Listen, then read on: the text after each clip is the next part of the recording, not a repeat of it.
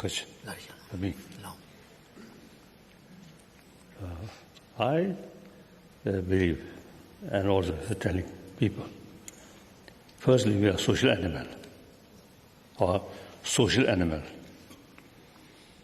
Even the animals, those social animals, they say no religion, no certain sort of constitution, but biologically, in order to survive each individual, by nature, see, they work together, live together. Like I think bees, so they have, I think, a very good sort of, I think, sense of community. We are social animal, but sometimes I think our self-centered attitude, me, that comes with That becomes more dominant. So now, basically, we are social animal. Individuals, I should say, even life depend on the rest of the community.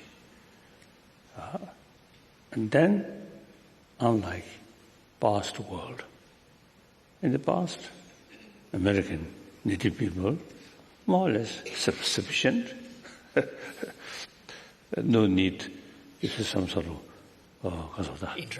interaction with other continent. Like that. Now today, the situation is not like that. Heavily interdependent. Mainly economy. Heavily interdependent. Then I think the environmental issue also is telling us, we human beings, 7 billion human beings, they should work together. Commonly. No, as one. No. As one. Now, the environment or weather telling us. Now, under that circumstances, you see, I think the sense of community and sense of the essence of the social animal. Now that's something now very, very relevant. So this, I think the potential of that biologically, I think there. But now the education, I feel key thing is education. So education, you see, should bring more awareness that reality. Then you see this, I think, very good. Change your mind, change the world. World means, I think, mainly human beings, combination. That's world. So change. Firstly, individual should start. Individual level, not changing, not make effort to change, and expect change world. It is because of that. I think serious ignorance, the law of causality.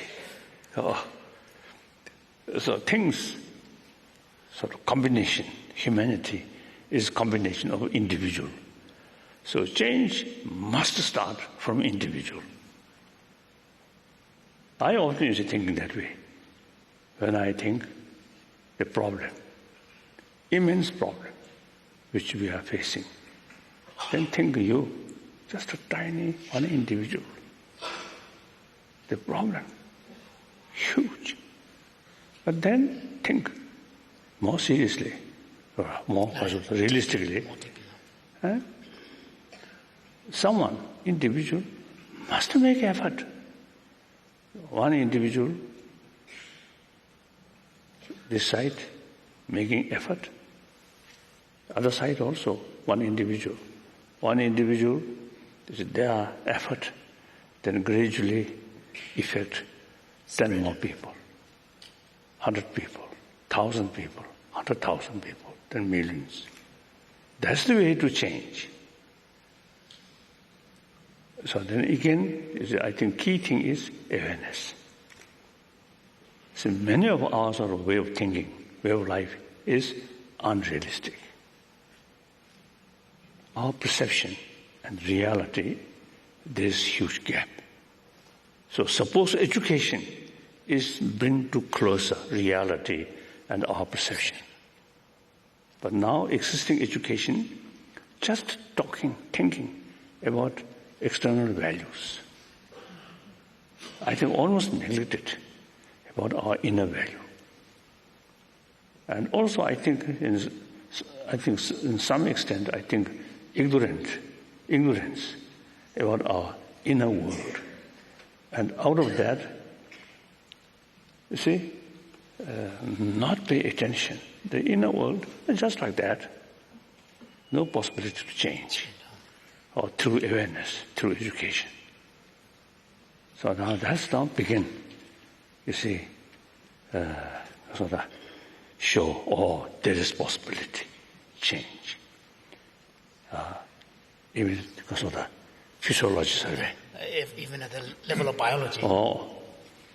See, it really, you see, there makes clear. There is not only possibility, but if you make a certain effort, certain way of thinking change, it actually immense benefit to immediately your own health. Then one's own mind become more peaceful. Peace, not out of sort of dullness. No. Not a dull kind of peace of mind. Knowing fully all the possibility of dangers or things. Meantime, say, your intelligence combined with inner strength, self-confidence. Self-confidence very much based on honest, truthful. That related with compassionate heart. You always look at the, usually we Tibetans saying, mother-centered being. Entire centered being considered as a mother. Nice. Whether they seriously practice or not, we have that kind of word. So, look other. As a human brothers and sisters, we have to live together.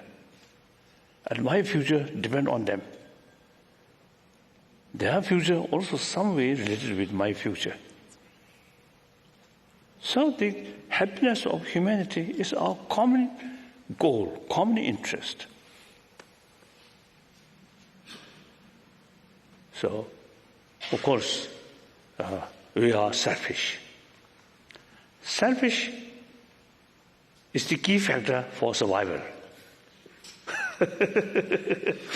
Without selfish, we can't survive. So selfish is good. But usually now, many years, I'm telling, selfish should be wise selfish rather than foolish selfish. The problem, foolish selfish, just me. And then, in order to gain me, how to exploit this person or that person, how to bully, like that.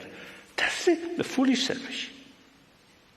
You see, your happiness, your successful life depend on rest of our brothers, sisters. So then take care and share sincerely. Then honest come, truthfulness.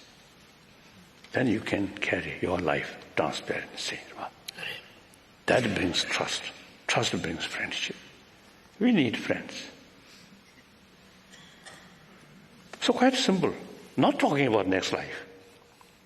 Our next life is private business. Well-being of 7 billion human beings is our common interest, our common responsibility.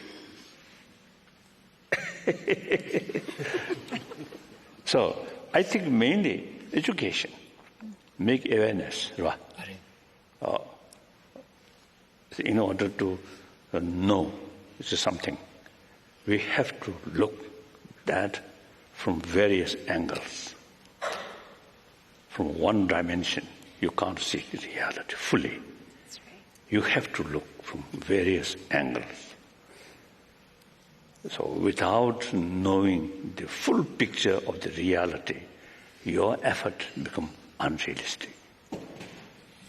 So awareness is a key factor. I think we may say a lot of problems which we are facing, many problems which are self-created, these ultimately due to lack of awareness about reality. I feel like that.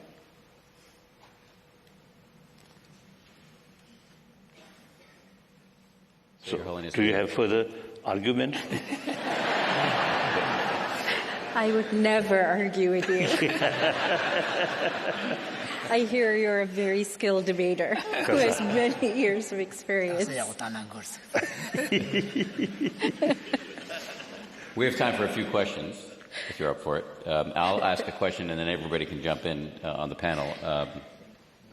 You talked about education. There's a big push in this country right now, and I believe you've been very supportive of it, to teach children how to meditate or to teach them mindfulness. However, in some quarters, this is not a popular thing.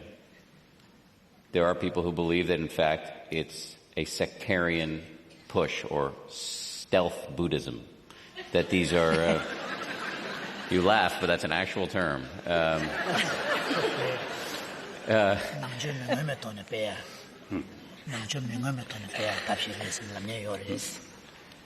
Given that these practices do derive from Buddhism, how are they not sectarian?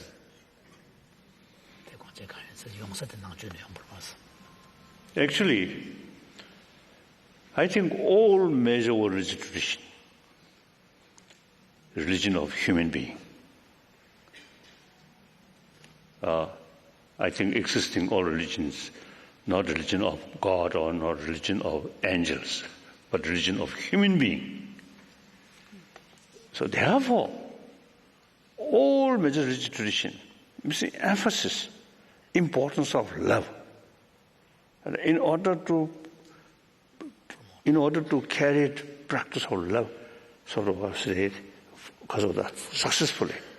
You see, also you see, teach us the practice of tolerance, practice of forgiveness, practice of self-discipline.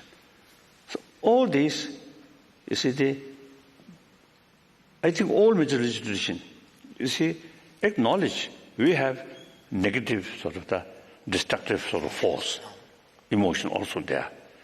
So in order to bring happy individual, the ultimate source of happiness is love. So therefore, they emphasize. So all major religious tradition, I feel, is the method to promote basic human value. In order to carry that, then use different concepts or different philosophical views, such as God, Creator, and some other, say, self-creation. A different sort of concept, different way of approach, but same goal. So now, we are talking humanity. Out of 7 billion human beings, I always mentioning over 1 billion non-believer. These also are brothers, sisters. You see, we have to sort of take serious consideration about their well-being. So the method, making us aware these inner value. If we use, I think, including word of meditation, they may feel that's a religious matter. I think it's quite true. Quite understandable. Oh, so simply, I usually say, because awareness, the deeper reality. Mental training. Mental training. And then mental training. It's actually, I think meditation, vipassana, or shamatha, actually is meant for nirvana.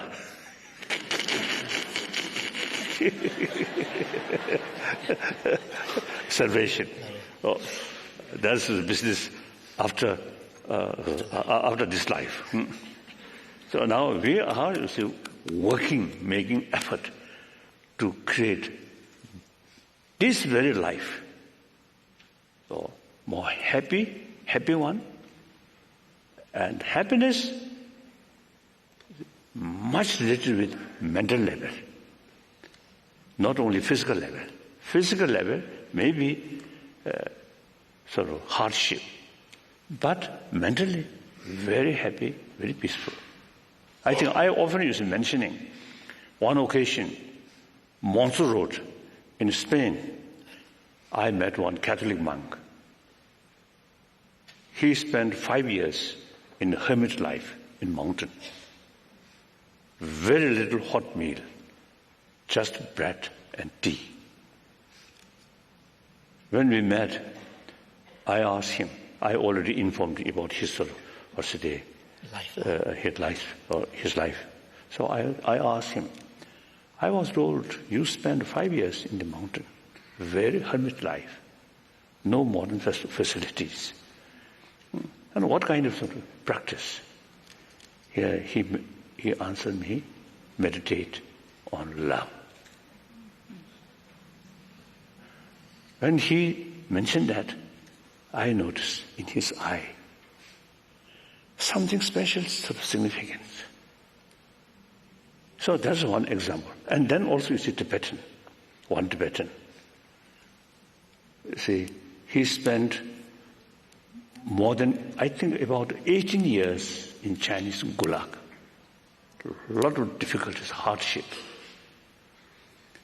In early 80s, he got the opportunity to come to India with permission, Chinese authority. So, since we know each other very well, so we just casual talk. And then he mentioned during those 18 years, there's a few occasions he really faced danger. I thought maybe danger on his life. Then I asked, what kind of danger? His answer is danger of losing compassion towards perpetrator. The Chinese guards, prison guards. He considered practice of compassion is so important. So reduce that, he really feel it's something very serious, dangerous thing. As a result, now his age, now I think 98 or something. His physical, during labor work, remained like that. Slightly bent. But on face, smile. Very happy person.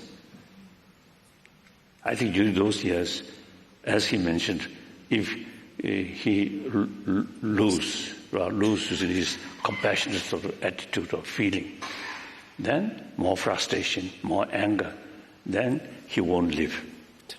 Today. Very clear. These are something living example. So no differences as a Buddhist, as a Christians. And similarly, among my friends, some Muslims also, truly dedicated. So they told me, a genuine Islam practitioner, say, must extend love to entire creation of Allah. Wonderful. The problem, we are sometimes not seriously practice these things, including with Buddhists also, with Tibetan Buddhists also sometimes. So therefore sometimes a new name, I think in dictionary, I think we should add Lama politics.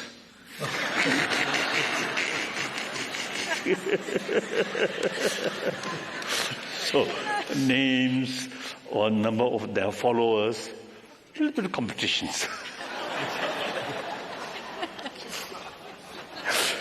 So even you see,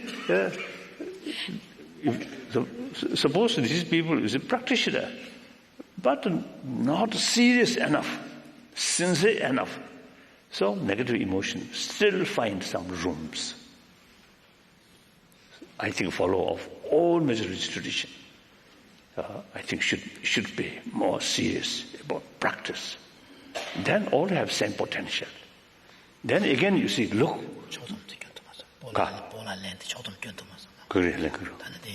meditation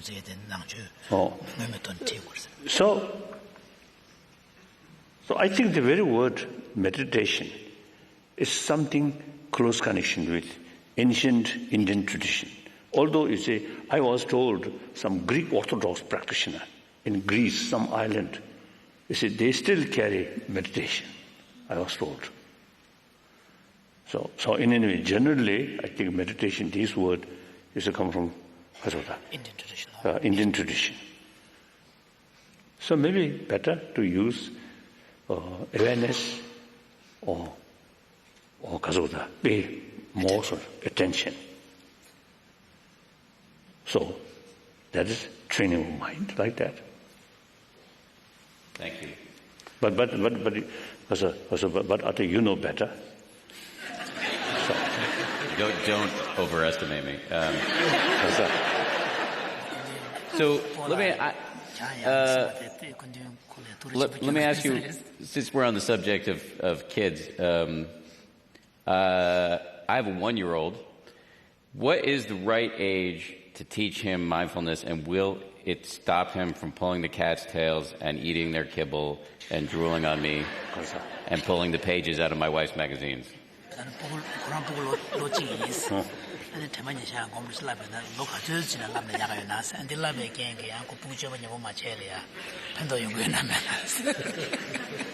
I love watching you. I think as a father, I think you know best.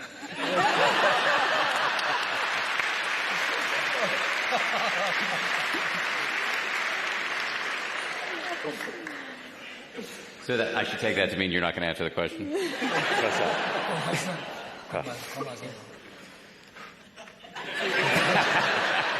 So, of course, basically, your child is a human being.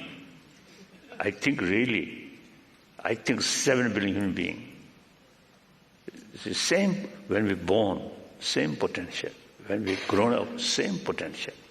Then we must nurture that. So showing sort of unconditional sort of affection. Love.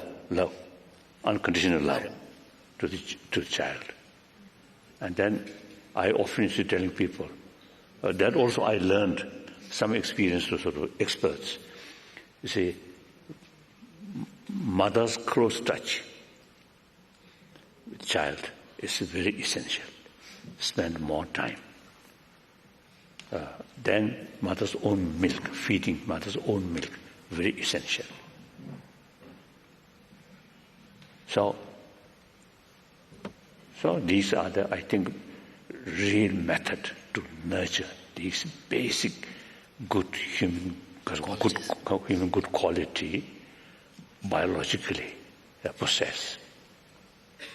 So then eventually education should include the education about inner value, strictly based on scientific finding, not ancient philosophy, books, scriptures.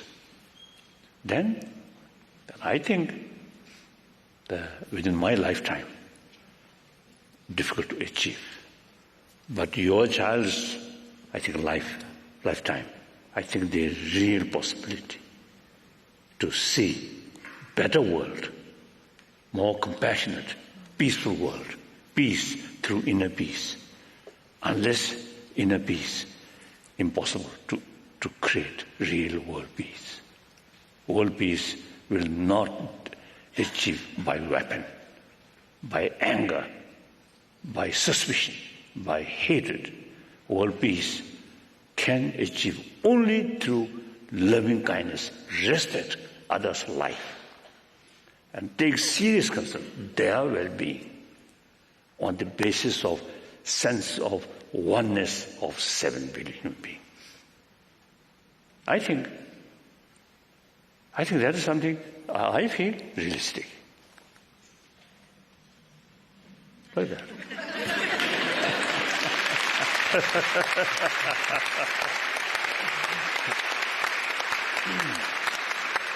As Sona's work illustrates, having inner peace during parenthood is difficult. Shortly after we had our first baby, I found myself in the middle of the night holding this screaming beast, and there was like poop everywhere. And I thought the name of my next book is going to be "Everything in My Last Book Was Baloney." Let him translate that.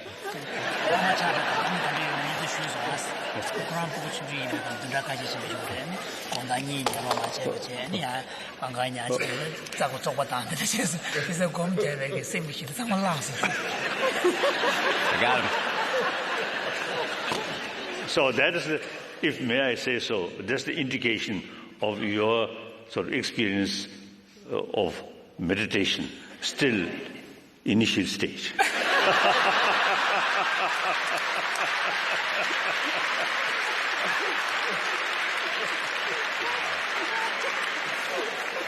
So I just had it confirmed in front of a live web audience that I'm a terrible meditator.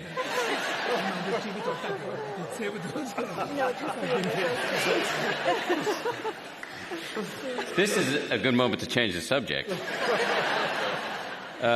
We did solicit a number of questions from National Geographic and the Mind and Life Institute. We're running out of time, so I'm just going to ask one.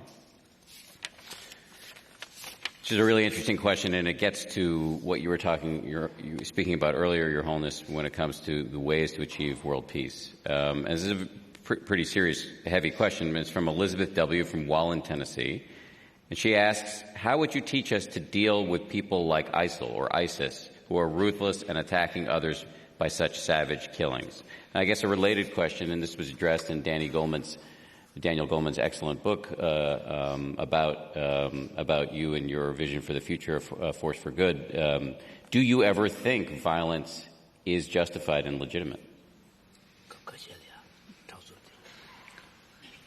That's very difficult to say. But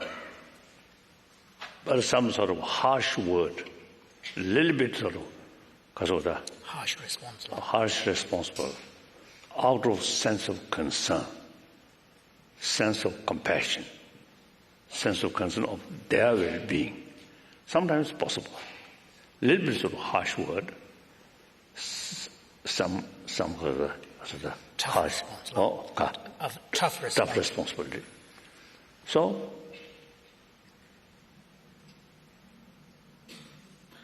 then that's difficult to say. I think in any way, I think right from the beginning, it's much better avoid violence. Violence, one start, no matter how it's a good purpose or good motivation, because of intention, then you see it easily become out of control. So much better avoid violence. The best way, through talk, through dialogue. These troublemakers, also human beings, human brothers, sisters. I think deep inside, they also have the seed of compassion. So respect that value and talk. So I often used to telling, in order to create this 21st century, peaceful century, peace does not mean no longer any conflict or any potential of conflict. So potential of conflict always there. So whenever you see some potential of conflict about to come, and then through talk, through dialogue. So therefore, this 21st century should be century of dialogue. So that's the only way. The violence, violence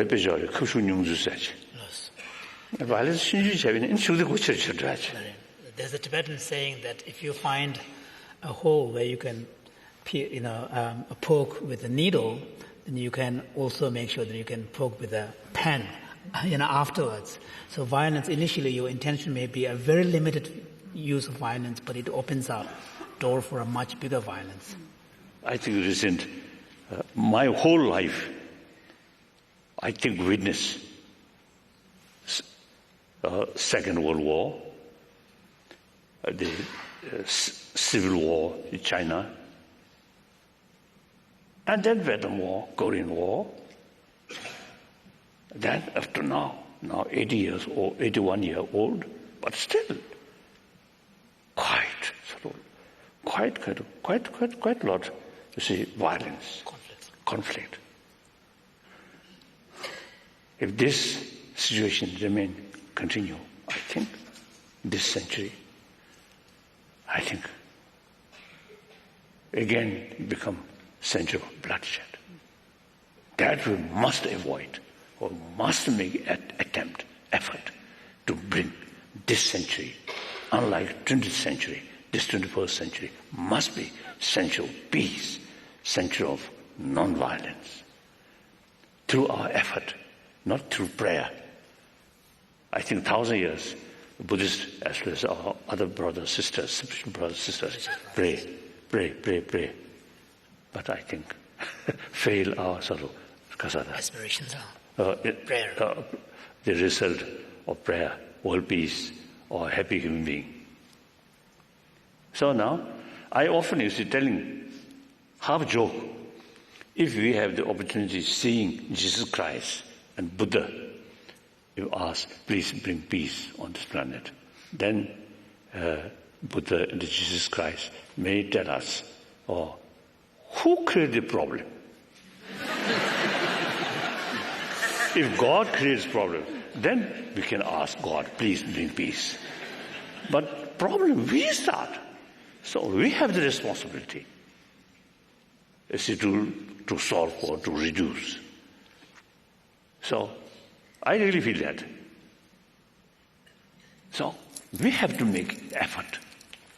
And then with our own effort, tireless effort, with sincere motivation, seriousness, and because of the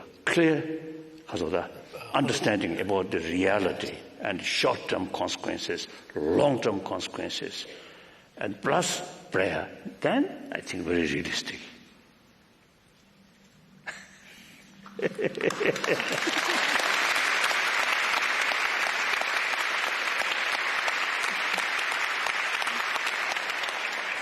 Your Holiness, we're just about out of time, but it's been a pleasure to be in dialogue with you, and I promise to work harder at my meditation.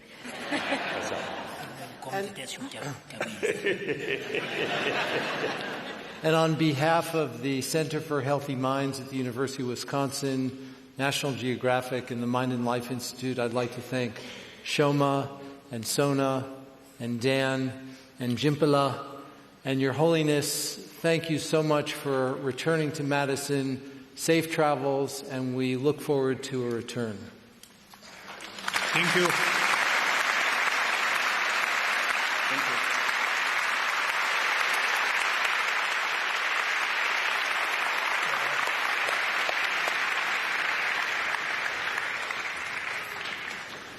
Last, you see, a few days, Mysore was meeting people here and some other places.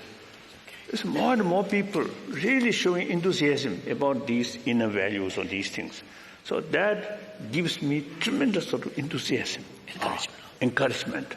So thank you very much. Thank you.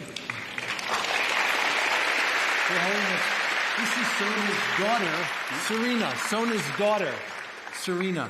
Sona's daughter. Thank you.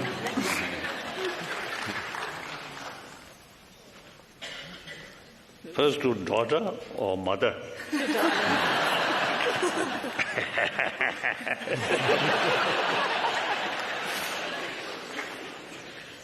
you so much. Thank you. Thank you. You sure I deserve one of these? Oh, certainly. Certainly.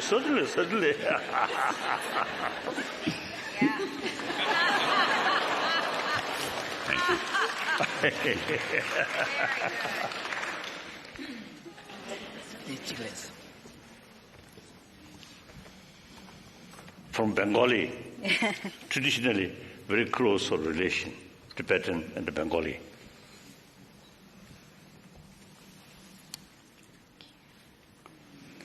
Thank you. Thank you. So thank you.